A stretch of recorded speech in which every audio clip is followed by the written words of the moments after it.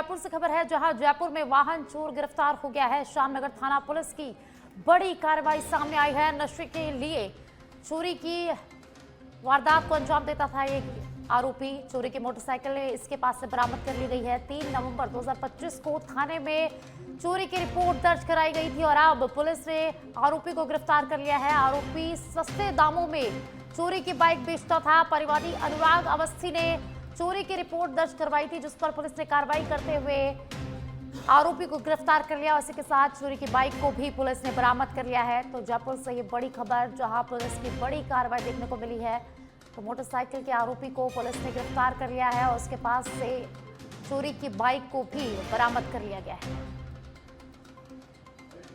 तो जयपुर से खबर, जयपुर में वाहन चोर गिरफ्तार हो गया है। श्यामनगर थाना पुलिस की बड़ी कार्रवाई। नशे के लिए चोरी की वारदात करता था ये आरोपी और अब पुलिस ने इसको हिरासत में ले लिया है। चोरी की मोटरसाइकिल को भी पुलिस ने बरामद कर लिया है। जयपुर से खबर है, जहां अशोकनगर थानाधिकारी मोतीलाल शर्मा ने कार्रवाई की है। शराब की दुकान का शटर तोड़ चोरी करने वाले को यहां पर काबू में कर लिया है। 27 मार्च को अहिंसा सर्कल के पास शराब की दुकान में चोरी की थी। चोरी करने वाला शातिर बदमाश इतवारी गिरफ्तार हो गया है। चुराए गए 41,910 रुपए वारदात में प्रयुक्त मोटरसाइकिल को यहां पर जब्त कर लिया गया है। ठेका संचालक परिवादी राजवीर सिंह ने रिपोर्ट दर्ज करवाई थी। सीसीटीवी फुटेज के बाद पड़ताल में ये बड़ी सफलता मिली है। जयपुर से खबर है, जहां पुलिस को बड़ी सफलता मिली है। तो शराब की दुकान में चोरी करने वाले आरोपी को पुलिस ने गिरफ्तार कर लिया है। लक्ष्मणगढ़ में दर्दनाक हादसा हुआ है, जिसमें खेलने के लिए बनाई गई मिट्टी की सुरंग ढहने से मासूम बच्चों की मौत हो गई है और उनका चौथा दोस्त बाल बाल इस घटना में बच गया है। घटना गनेड़ी गांव के एक खेत में हुई, जहां 3 से 4 फीट ऊंचे मिट्टी के टीले के नीचे बच्चे खेलते थे। सोमवार सुबह बच्चे सुरंग के पास गए। तीनों दोस्त सुरंग के अंदर चले गए और अचानक मिट्टी ढह गई। मिट्टी में दबे दोस्तों को निकालने की कोशिश बाहर खड़े दोस्त ने की, लेकिन नाकाम रहा और चिल्लाने पर गांव के लोग मौके पर पहुंचे। नीचवा पुलिस को सूचना दी गई और मौके पर पहुंचकर मिट्टी हटाई गई, लेकिन तब तक तीनों बच्चों की यहां पर मौत हो चुकी थी। लक्ष्मणगढ़ से खबर है, जहां लक्ष्मणगढ़ में दर्दनाक हादसा हुआ है। मिट्टी की सुरंग ढहने से 3 मासूम बच्चों की यहां पर मौत हो गई है। वही चौथा दोस्त यहां पर बाल बाल बचा है। तो पुलिस को मौके पर बुलाया गया। अब पुलिस ने पूरे मामले की जांच शुरू कर दी है। और अब खबर पंखजूर से है, जहां नक्सलवाद के खात्मे की दिशा में कांकेर पुलिस को बड़ी सफलता हाथ लगी है। कोयलीबेड़ा इलाके के हार्डकोर नक्सलियों ने मुख्य धारा में लौटने हुए आत्मसमर्पण यहां पर किया है। दोनों की पहचान शंकर और हिडमा के रूप में हुई है। इनमें से एक नक्सली ने AK-47 के साथ सरेंडर किया है। पुलिस के मुताबिक जिले में अब भी करीब 15 नक्सलियों के आत्मसमर्पण की प्रक्रिया यहां पर शेष है। तो छत्तीसगढ़ के पंखजूर से खबर है, जहां 2 हार्डकोर नक्सलियों ने सरेंडर किया है। AK-47 के साथ एक नक्सली ने यहां पर आत्मसमर्पण किया। कोयलीबेड़ा इलाके का ये पूरा मामला है, जहां बड़ी सफलता मिली है कांकेर पुलिस को और यहां पर 2 नक्सलियों ने आत्मसमर्पण किया है।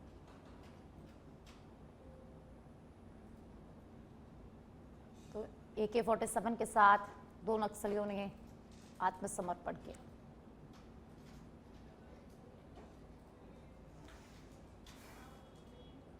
और अब खबर बानसूर से है, जहां गैस सिलेंडर वितरण में देरी को लेकर सामने आए मामले के बाद आखिरकार एजेंसी हरकत में आ गई है। खबर प्रसारित होने के बाद अब भारत गैस एजेंसी की गाड़ियां सिलेंडर लेकर बानसूर पहुंची और उपभोक्ताओं को राहत मिलनी यहां पर शुरू हो गई है। हालांकि लंबे इंतजार के बाद भी लोगों की परेशानी पूरी तरह से खत्म होती नजर नहीं आ रही। वहीं गैस एजेंसी संचालक ने बताया कि गैस की कमी के कारण वितरण में दिक्कत आ रही थी, लेकिन अब 25 दिन पहले बुकिंग कराने वाले उपभोक्ताओं को सिलेंडर दिए जा रहे हैं और साथ ही आश्वासन भी दिया गया कि आगे ऐसी समस्या नहीं होगी। कितना समय हो गया आपको?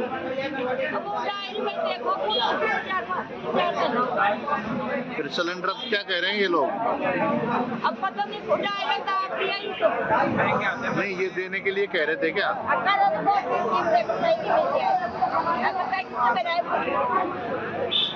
तो अब मिलने का उम्मीद है सिलेंडर? 3-4 महीना हो गए, मिल रहा है। और अब खबर कोटा के रामगंज मंडी से है, जहां पीपाखेड़ी गांव में मंगलवार को खेत पर बने एक मकान में अचानक आग लगने से अफरा तफरी मच गई। बताया जा रहा है कि आग बिजली के तार में खराबी के कारण लगी है, जिसने देखते ही देखते विकराल रूप धारण कर लिया। आग की चपेट में आकर खेत में रखा चारा और पाइप पूरी तरह से जलकर खाक हो गए हैं, जिसमें करीब 20,000 रुपए का यहाँ नुकसान हुआ है।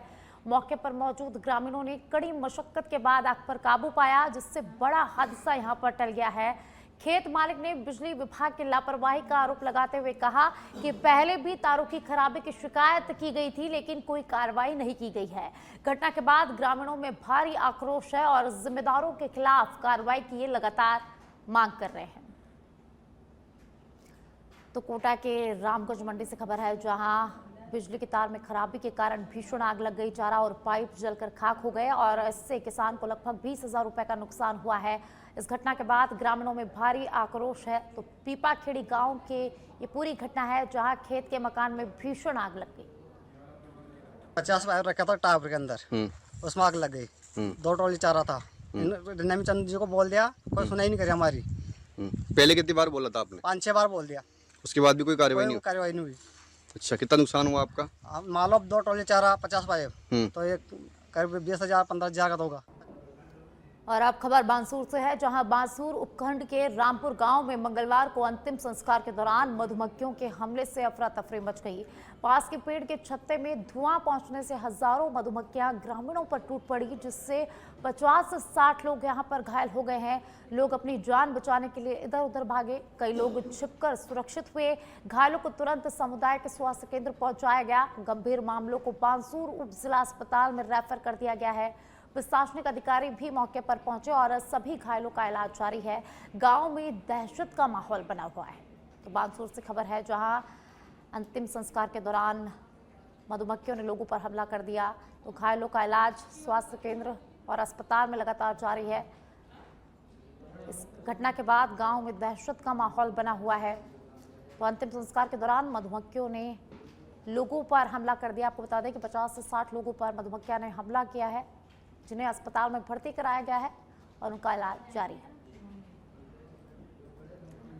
बांसवाड़ा जिले के सज्जनगढ़ थाना क्षेत्र में इटावा गांव के एक निर्माणाधीन कुएं में गिरने से महिला गंभीर रूप से घायल हो गई है। घटना के समय महिला का संतुलन अचानक बिगड़ गया और वह कुएं में जा गिरी। परिजनों ने तुरंत महिला को बाहर निकाला और निजी वाहन से जिला अस्पताल पहुंचाया, जहां उसका इलाज जारी है। घायल महिला की पहचान संगीता के रूप में हुई है। कुएं में गिरने के कारण उसके शरीर पर गंभीर चोटें आई है और डॉक्टरों ने कई टाके भी लगाए हैं। फिलहाल महिला की स्थिति स्थिर बताई जा रही है। घटना के बाद गांव में हड़कंप मच गया। वहीं प्रारंभिक जानकारी के अनुसार सुरक्षा के पर्याप्त इंतजाम नहीं होने के कारण यह हादसा हुआ है। साथ ही पुलिस पूरे मामले की जांच में जुट गई है।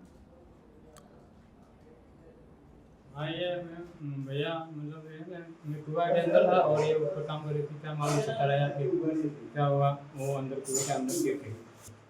क्या नाम है उसका? संगीत। उसका पति का नाम? कौन से गांव के? और अब खबर फलसून से है, जहां फलसून में महावीर जयंती के अवसर पर मंगलवार को भव्य शोभा यात्रा निकाली गई, जिसमें पूरे क्षेत्र में श्रद्धा और उल्लास का माहौल देखने को मिला। शोभा यात्रा मुख्य मार्गों से होकर संबल सिंह सर्कल तक गई और वहां से तेरापंथ भवन पहुंची, जहां लोगों ने पुष्प वर्षा कर शोभा यात्रा का स्वागत किया। इस यात्रा में बड़ी संख्या में जैन समाज के लोग शामिल हुए। बच्चों ने भगवान महावीर के जीवन और उपदेशों को दर्शाती आकर्षक झांकियां प्रस्तुत की, जबकि पारंपरिक वेशभूषा में छोटे बच्चे भी यहां पर शामिल हुए। बैंड बाजे और भजन कीर्तन के साथ शोभा यात्रा ने कस्बे के प्रमुख मार्गों को सजाया। उपस्थित लोगों ने भगवान महावीर के सिद्धांत अहिंसा, सत्य और प्रेम को अपनाने का यहाँ पर संकल्प भी लिया है। इस अवसर पर जैन समाज के वरिष्ठ सहित बड़ी संख्या में लोग शामिल रहे। यह आयोजन धार्मिक सद्भाव और सामाजिक एकता का प्रतीक साबित हुआ है। फलसून से खबर है, जहां महावीर जयंती के अवसर पर शोभा यात्रा निकाली गई।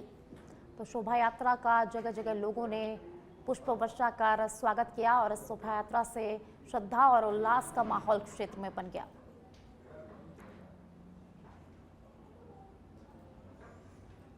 जालोर से खबर है, जहां जालोर में महावीर जयंती के पावन अवसर पर भव्य शोभा यात्रा निकाली गई। गाजे बाजे, आकर्षक झांकियों और भगवान महावीर के संदेशों के साथ निकली शोभा यात्रा में जैन समाज के सैकड़ों श्रद्धालुओं ने बढ़ चढ़कर हिस्सा लिया। पूरे शहर में आस्था, उमंग और भाईचारे का माहौल यहां पर देखने को मिला। तो जालोर से खबर है, जहां महावीर जयंती के अवसर पर भव्य शोभा यात्रा निकाली गई। इस शोभा यात्रा का लोगों ने जगह जगह पुष्प वर्षा कर स्वागत किया। शोभा यात्रा में भारी संख्या में जैन समाज के लोग यहां पर शामिल हुए हैं और इस शोभा यात्रा में श्रद्धा और उत्साह देखने को मिला। विष्णुदेव साय ने छत्तीसगढ़ में आपातकालीन स्वास्थ्य सेवाओं को मजबूत करने की दिशा में एक बड़ा कदम उठाते हुए 370 नई एम्बुलेंस को हरी झंडी दिखाकर सभी जिलों के लिए रवाना किया है। इस पहल के साथ 108 एम्बुलेंस सेवा का पूरे राज्य में विस्तार हो गया है, जिससे मरीजों को तेज और बेहतर चिकित्सा सुविधा मिल सकेगी। नई व्यवस्था के तहत 300 बेसिक लाइफ सपोर्ट और 70 एडवांस लाइफ सपोर्ट एम्बुलेंस भी इसमें शामिल है। और इसकी खास बात यह है कि पहली बार 5 न्यूटेल एएलएस एम्बुलेंस भी शुरू की गई है, जो नवजात शिशुओं के लिए चलते चलते आईसीयू की तरह काम करेगी और गंभीर स्थिति में उन्हें सुरक्षित रूप से उच्च स्तरीय अस्पतालों तक पहुंचाने में मदद करेगी। स्वास्थ्य मंत्री श्याम बिहारी जायसवाल ने बताया कि शहरों में 15 मिनट और ग्रामीण इलाकों में 30 मिनट के भीतर एम्बुलेंस सेवा उपलब्ध कराने का यहां पर लक्ष्य रखा गया है। तो छत्तीसगढ़ से खबर है, जहां मुख्यमंत्री विष्णुदेव साय ने एम्बुलेंसों को हरी झंडी दिखाई कर रवाना किया है। मरीजों के लिए तेज और बेहतर सुविधा इसके बाद उपलब्ध होगी।